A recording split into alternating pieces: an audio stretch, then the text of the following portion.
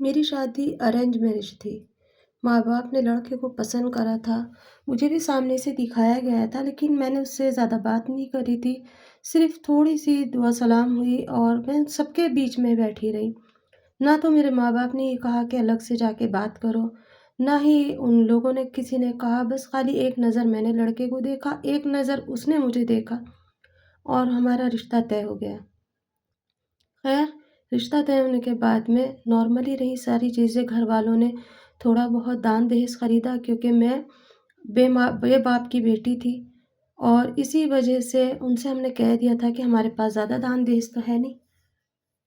लड़के की माँ नहीं थी, बाप नहीं था, भाभी थी और बहनें थी। वो कहने लगे हमें तो सिर्फ़ लड़की चाहिए। माँ-बाप अगर होते तो हो सकता है सच्चाई हमें सब कुछ पता चलती। माँ-बाप के ना होने से हमें कुछ भी नहीं पता चला। वो 2 बार हमारे घर आए, एक बार हम मुझे पसंद करके गए, दूसरी बार में मंगनी कर दी और तीसरी बार में तारीख लेने के लिए आ गए।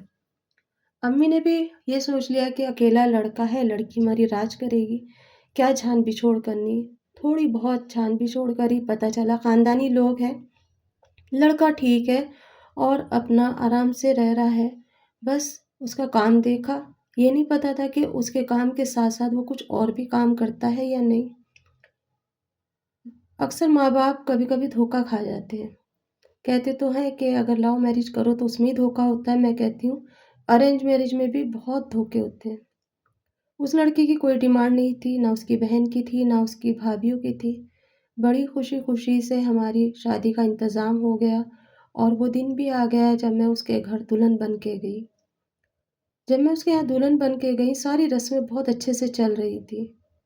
लेकिन उसी रात में, जिस दिन मेरी सुहाग रात थी, उसी रात में उस लड़के ने कुछ ऐसी बात कही जो मुझे सुन कर के अजीब-सा लगा और मैं चुप हो गई।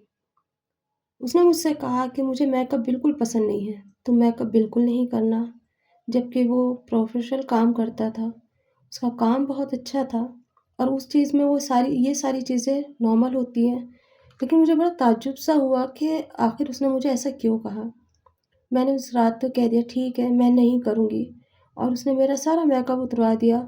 जबकि उस रात हर लड़की का दिल करता है कि वो मेकअप में रहे और अच्छी तरीके से अपने हस्बैंड को दिखाए, खुश करे। लड़का भी यही चाहता है। लेकिन मैंने ये सोचा शायद ये मेरी किस्मत है या ये लड़का नमाज़ी परहेज़गार है, इसलिए इसने इस तरह से मुझसे बात रखी।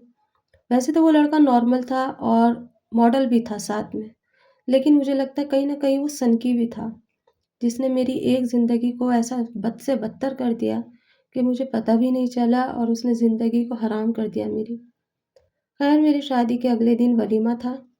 अब मैं ये कशमकश में थी कि अगर मैं मेकअप ना करूँ, तो जितने भी लोग आएँगे मेहमान वग़ैरह उन्हें मैं क्या जवाब दूँगी?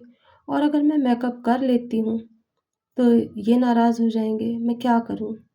मैंने अपनी नंदों से कहा कि ऐसे-ऐसे बात है, आपके भाई तो बिल्कुल नहीं चाहते, मेकअप के खिलाफ़ है। तो वो कहने लगी कि हम खुद बात कर लेंगे, आज के दिन तो करना ही पड़ेगा, क्योंकि दूर-दूर के मेहमान आएँगे, हॉल में तुम बैठोगी तो अच्छा नहीं लगेगा, ऐसा बाद में देखी जाएगी। हम अपने भाई को खुद समझा देंगे और वही उन्होंने करा। उन्होंने अपने भाई को समझा दिया और मेरा वलीमा बहुत अच्छे से हुआ और उस दिन मैं बहुत प्यारी लग रही थी। शाम के टाइम जैसे कि लड़की वाले आते हैं लेने के लिए, मेरे घर वाले मुझे लेने आए और मैं घर चली गई। जाने के बाद सबसे पहले मैंने मुँह धोया। मुँह धोने के बाद में मैंने वो सारी चीज़ें उतारी और जैसे ही मैं बैठी थी उसी टाइम पे मेरे हस्बैंड का फ़ोन आया, वीडियो कॉलिंग करी उन्होंने और कहा कि तुमने अपना मेकअप उतारा या नहीं? मैंने कहा हाँ, उतार दिया है। फिर उन्होंने कहा मैं वीडियो कॉलिंग कर रहा हूँ, मुझे दिखाओ। मैंने जभी की जभी वीडियो कॉलिंग करके उन्हें दिखाया कि देखो मैंने मेकअप उतार दिया है। मैं सिंपल कपड़े में हूँ, जो मेरे डेली यूज़ के कपड़े हैं मैंने बल्कि वो पहन रखे हैं। वो खुश हो गया और कहने लगा हाँ, ऐसे ही मुझे अच्छा लगता है और कल जब तुम आओगी ना, जब भी सादे लिबास में आना। मैं बोली ऐसे नहीं होता, क्योंकि हमारे यहाँ पे भी मेहमान आए हुए हैं। अगले दिन जब मैं तुम्हारे घर आऊँगी तो मैं इसी तरह से आऊँगी जैसे आते जाती हैं लड़कियाँ। खैर, तुम्हारे घर जाके मैं सिंपल कपड़े ले जाऊँगी अपने, वो पहन लूँगी और मेकअप भी उतार दूँगी। लेकिन मेहमानों के सामने इज़्ज़त रखनी होगी मुझे, मेरे माँ-बाप की और आपकी भी। फिर वो लड़का बोला ठीक है, चलो ऐसे ही कर लेते हैं। मैं अपने अगले दिन मेरे हस्बैंड आए मुझे लेने, नंदें भी आईं और मेरी देवरानी जेठानियाँ भी आईं। मैंने उनके सामने अपनी नंदों के सामने ये बात रखी कि ये ऐसा क्यों करते हैं? तो वो कहने लगे कि इसको अच्छा नहीं लगता है, इसको एलर्जी है इन सारी चीज़ों से। मैंने कहा ये तो काम इस तरह से करते हैं और फिर उसके बाद ये इस तरह से मुझे क्यों कह देते हैं? बड़े-बड़े लोगों में बैठना-उठना है और उनका काम जो था बुटीक का था, एक से एक लड़कियाँ आती हैं और उसमें कपड़े जब वो स्टिचिंग कराने के लिए देती हैं, तो सब तैयार रहती हैं, मेकअप में रहती हैं ज़्यादातर लड़कियाँ इसी तरह से आती हैं। वो कहने लगे, "चलो हम बाद में बात करेंगे।" खैर मैं अगले दिन अपने हस्बैंड के यहाँ गई, साथ में यहाँ से अपने घर से नॉर्मल कपड़े ले गई और फिर मैंने वहाँ जाकर भी ऐसे ही करा।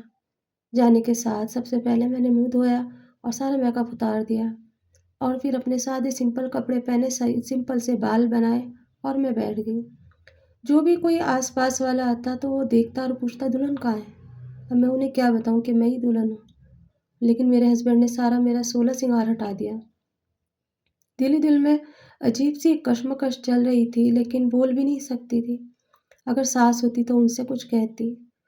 खैर उस दिन भी वो हस्बैंड मेरे सही रहे, नॉर्मली रहे, लेकिन मुझे उनका कुछ बात करने का तरीका, बिहेव अच्छा-सा नहीं लग रहा था। 2 दिन के बाद वो मेरे साथ रहने के बाद कहने लगे मैं अपने काम पे जा रहा हूँ क्योंकि उस टाइम पे शादियों का सीज़न चल रहा था, बहुत कपड़े आए हुए थे स्टिचिंग के लिए और साथ में उनके जितने वर्कर थे, उन्हें भी साथ में काम करना रहता था। तो वो चले गए। मैंने उनसे कहा कि आप जल्दी आना क्योंकि मैं यहाँ अकेली हूँ और इस जगह बिल्कुल मेरे लिए पराई है, नई जगह है। वो कहने लगे एडजस्ट करने की कोशिश करो, मैं तुम्हें अपने साथ नहीं ले जा सकता।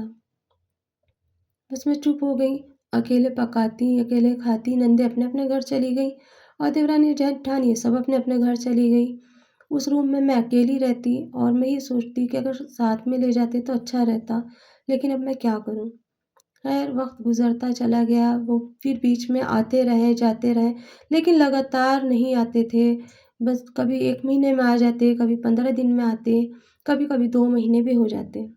और इसी बीच में मुझे ऊपर वाले ने एक गॉड गिफ्ट दिया, एक मुझे प्यारा-सा बेटा हुआ। जब मेरा बेटा हुआ मैं बहुत खुश थी और उस टाइम पे उन्होंने मेरा बहुत साथ दिया। वो इतनी दूर से आए, आने के बाद मेरी डिलीवरी हुई, फिर उसके बाद उन्होंने मेरा ध्यान भी रखा। सवा महीने तलक उनका आना-जाना ऐसे ही लगा 2 दिन के लिए आ गए, 3 दिन के लिए चले गए, ऐसे करते रहे। मैं भी उनकी मजबूरियों को जान गई थी। जिस-जिस चीज़ को वो मना करते मैं वो सारी चीज़ें ऐसे ही करने लगी। यहाँ तक कि मेरे खाने की पसंद भी बदल दी। मुझे जिन चीज़ों का शौक था वो कहते थे मैं ये चीज़ नहीं खाता और मैं चुप हो जाती तो फिर मैं कहती चलो मैं भी नहीं खाऊँगी। वो खुश हो जाते और बस इस तरह से उनकी हर पसंद को अपनी पसंद बना लिया। लेकिन अब उन्होंने आने-जाने में जब मेरा बेटा हो गया ना, तो उसके बाद आना-जाना उन्होंने बहुत कमती करते चले गए।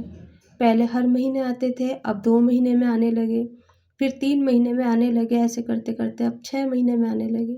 मैं बच्चे को अकेले लेके कभी मम्मी के यहाँ चली जाती, कभी यहाँ आ जाती। ये रूम और ये जगह मेरे लिए पराई थी लेकिन आस-पड़ोस वाले बहुत अच्छे थे। वो मेरा बहुत ख़्याल रखते थे और कह देते थे, ख़ास करके जो रूम मालिक थे कि नहीं कोई बात नहीं बेटा आपके हस्बैंड आ जाते हैं जल्दी और ये समझो कि ये फैमिली है आपकी। इस तरह से मैं रह रही थी। वक़्त गुज़रता रहा और बच्चा बड़ा होता रहा। लेकिन अब मेरे कानों में कुछ-कुछ आवाज़ें आने लगी थी। कभी कोई कहता कि तुम्हारे हस्बैंड ने दूसरी शादी तो नहीं कर ली? कभी कोई कहता क्या तुम्हारे हस्बैंड तुम्हारे साथ क्यों नहीं रहते, अपने पास क्यों नहीं रखते?